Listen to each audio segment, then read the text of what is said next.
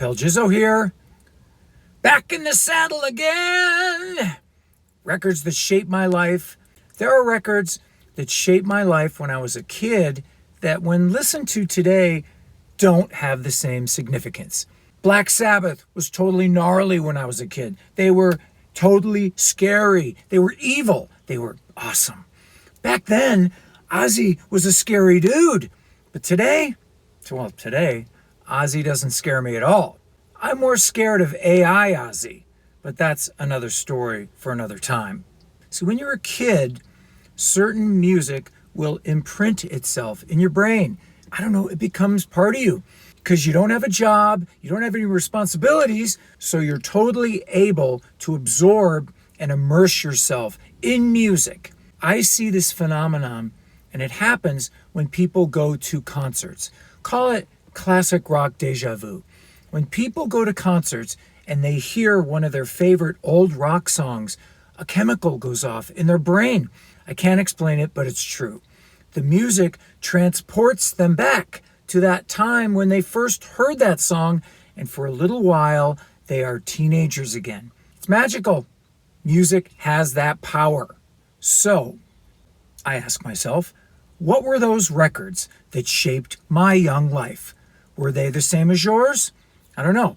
Feel free to add your favorite records and your comments in the comment section below. Here we go. I used to listen to this record religiously. I think it's the best Who record they ever made. Better than Tommy, better than Who's Next. About a month ago, I was sitting in my dressing room at some casino gig before a QR show, and for fun, I just YouTubed a few songs off the Quadrophenia record, Cut My Hair, Sea and Sand, and I found I could still sing those songs, even though I hadn't heard those songs in 40 years. They were here in my head. Now, but why that record? Why that record? Why did it affect me? Well, I guess back then, I was what you would call a loner kid, alienated from my parents, alienated from other people. This was pre-Unabomber Jizzo, mind you.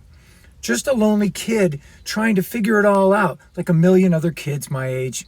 That's probably why I felt so attached to this record, because it spoke to me. Certain songs touch you because you see yourself reflected in the lyrics. You know, that guy's just like me, or that guy totally understands me. Also, Quadrophenia wasn't like the majority of records out there. It wasn't just a collection of songs. It was a story. It was complex. It had themes. Mr. Jimmy, The Real Me. Wow, can you see The Real Me? Great title. Totally fits. To a kid, it struck a chord. To a kid that had no identity, no clue how to navigate puberty or hormones or the future, I don't know, it all made sense. And the songs, they are still timeless. Love, Rain or Me, that song's not just rock and roll, that song is borderline classical. It's more Beethoven than the Beatles. Great record. Pink Floyd, of course. Dark Side of the Moon, Wish You Were Here, Animals, The Wall. Wish You Were Here and Dark Side do stand out as being the most psychedelic. I mean, I don't know about you, but when I was living in Southern California as a kid in the 70s, I spent a couple of years immersed in the psychedelic culture. You know what I mean? Substance use. I was searching for the meaning of life with drugs and books. The Doors of Perception by Aldous Huxley, the books of Ernesto Mazda. I was trying to expand my mind the good old-fashioned way. I remember when I was 16 and we had to put our family dog down, the dog that I'd had for 10 years. It was suffering from severe epilepsy. The seizures were happening daily. Then it lost the use of its back legs. It was terrible. We went to the vet and we all held on to the dog as the vet gave her the kill shot. And when I came home from the vet, I put the stereo on, I sat in my room, and weirdly enough, the first song that came on was the song Dogs by Pink Floyd off that Animals album. 16 years old, laying on my bed. I laid there listening to that song, and at a certain part in the song, you can hear a dog barking. I sat there thinking, this means something. This should mean something. This is the part where you feel the band is with you. Of course, they're not, but somehow you feel that they, Pink Floyd, are instrumental in getting you through this. I mean, it sounds silly, but it happened just like that. Led Zeppelin, of course, Physical Graffiti, Kashmir being one of the most awesome anthems of our times, Houses of the Holy, Zeppelin 3, Zeppelin 4. Those were the days when you imagined what it was like to be something. You know, there was no Wikipedia to define it, no internet to give you what you wanted. You had to use your mind. You had to imagine it. So I imagined big. The Hammer of the Gods, Bigger Than Life, Led Zeppelin, like a Wagner opera. Dun, dun, dun, dun, dun, dun, dun, dun, dun, dun. You'd go see the movie, Song Remains the Same, and you'd stare at the screen. There they were, Led Zeppelin, 20 feet tall. The wine, the women, the wretched excess, the joy and the mystery. You couldn't quite grasp it, but you wanted it. All you knew is that you wanted all of it. Another great band, another one-way ticket to that teenage testosterone fix. Get Your Wings, great record. Train Kept a Rollin', Lord of the Thighs, and their best record of all, Rocks, Back in the Saddle, Last Child, Sick as a Dog, a real record from start to finish, a real record. And all the stories you heard, Steven Tyler, high on drugs, Joe Perry firing off a gun in the studio during the making of Toys in the Attic, everyone locked in their rooms, high as fuck. It seemed so removed from my boring pedestrian San Fernando Valley lifestyle. These guys were truly pirates. They were real pirates, and they were swashbuckling every night.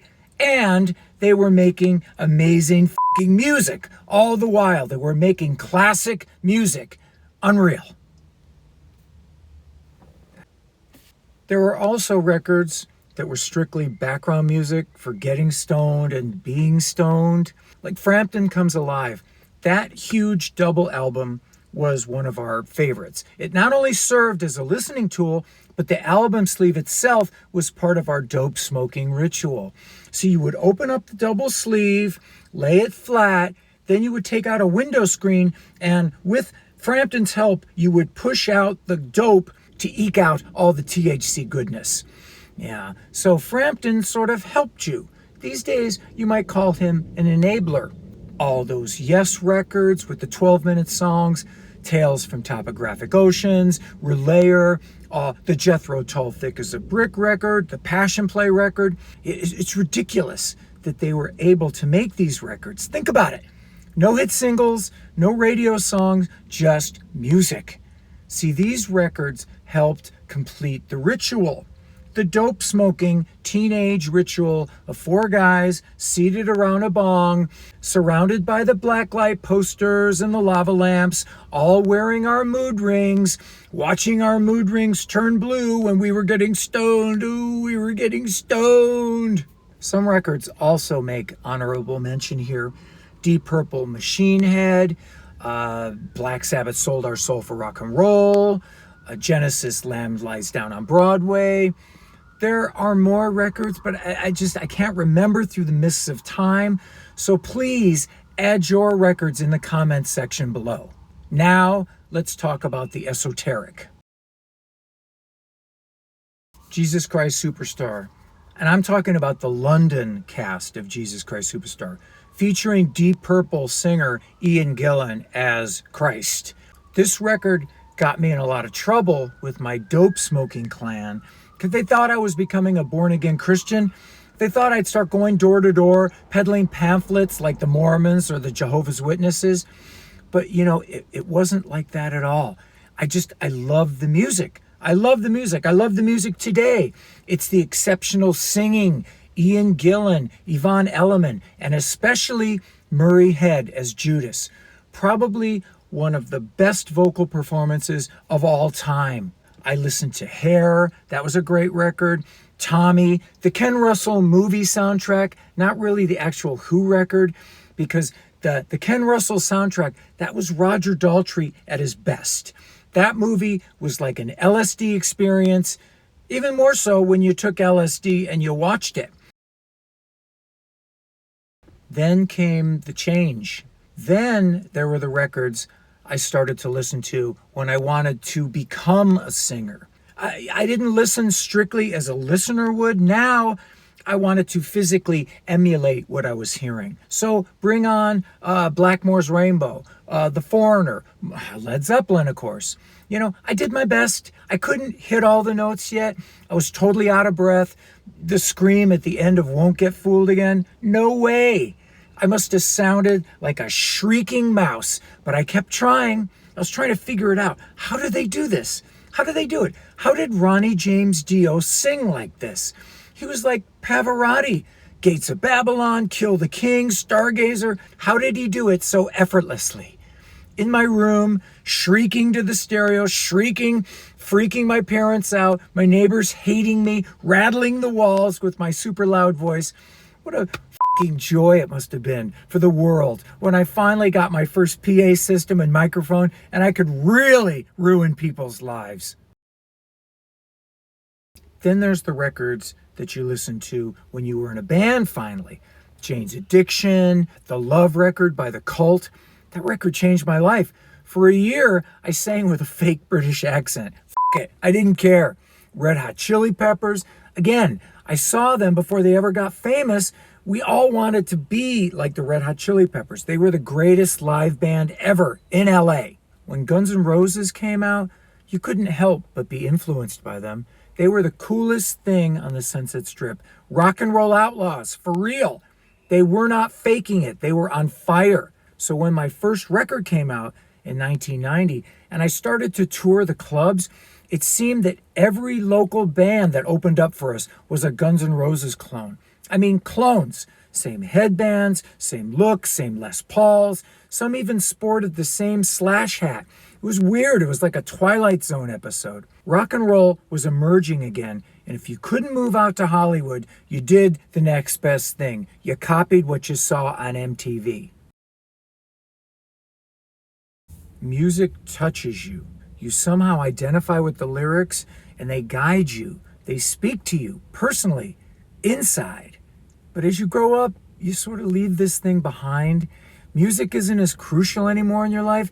It's like you hear it, but it keeps getting fainter as time goes on. People often ask me, what new bands do you listen to, Jizzo? The answer is none. None. How can I listen to a Greta Van Fleet? Seriously, what can Greta Van Fleet ever give me that Led Zeppelin or The Who can't? There will never be a band that will achieve anything remotely as good as Aerosmith Rocks or Physical Graffiti or Aqualung or Dark Side of the Moon. It'll never ever happen. Appetite for Destruction? Good luck writing a record as good as that again. No way. Then came YouTube, the microscopic horror of having every performance recorded forever and ever. All the good and all the bad, all the horrible shittiness of people who didn't take care of themselves, who didn't pay attention to the ravages of Father Time. There's some horrible videos out there, man. Horrible videos that people either laugh and mock you or even worse, feel sorry for you. Yeah, that's right. I'm calling out all you lead singers that don't give a shit, piping in those tracks because you've given up trying to hit the notes. The Eagles? Now it's the fucking Eagles? And so we go on, musicians, we play the songs, and hopefully they strike a chord in your heart. They still hit that pleasure center, still trigger a landslide of emotion. Do it right, and they keep coming back. Do it wrong, and you are f***ed. It's your old pal Jizzo, rockin' and rollin'. We'll see you next time.